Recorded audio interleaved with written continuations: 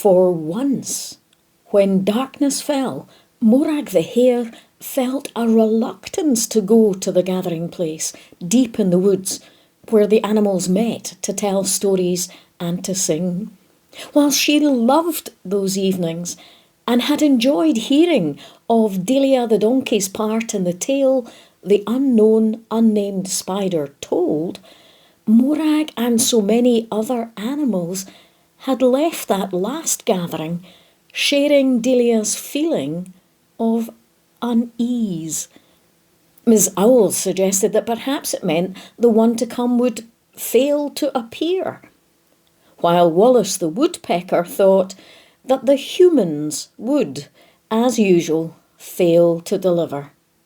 Morag really didn't know why she felt so uneasy, but she did.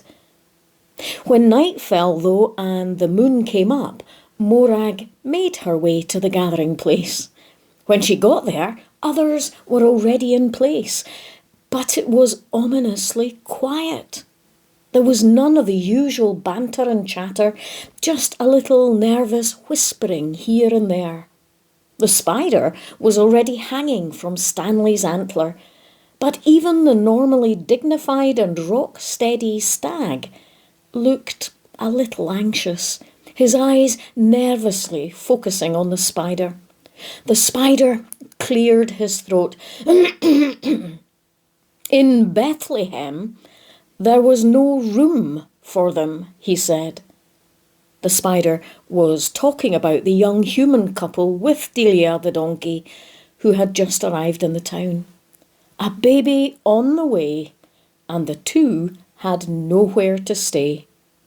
Morag's heart went out to them. No roof over their heads, with a family on the way. How frightening that must have been for them.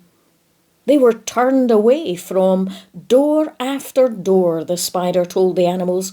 The young girl was so tired, but no one had any room to spare. No one at all.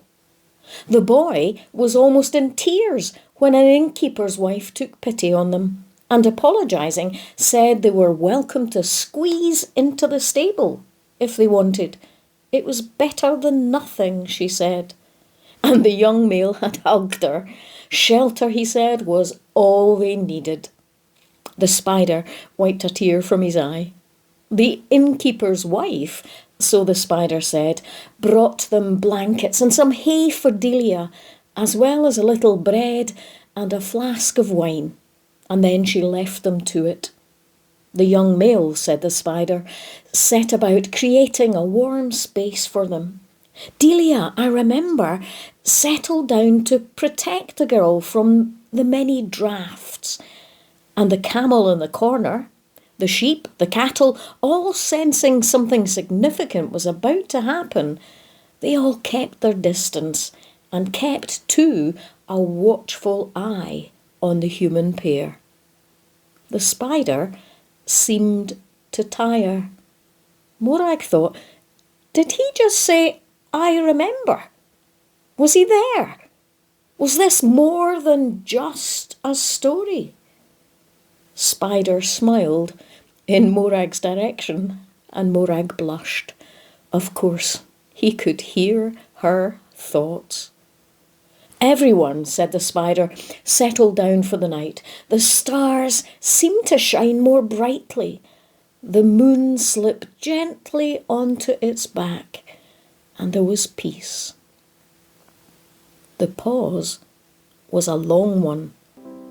Then the animals realised the spider was asleep. Stanley moved carefully as he settled down for the night so as not to wake the spider. All the animals settled down, right there, in the gathering place, together.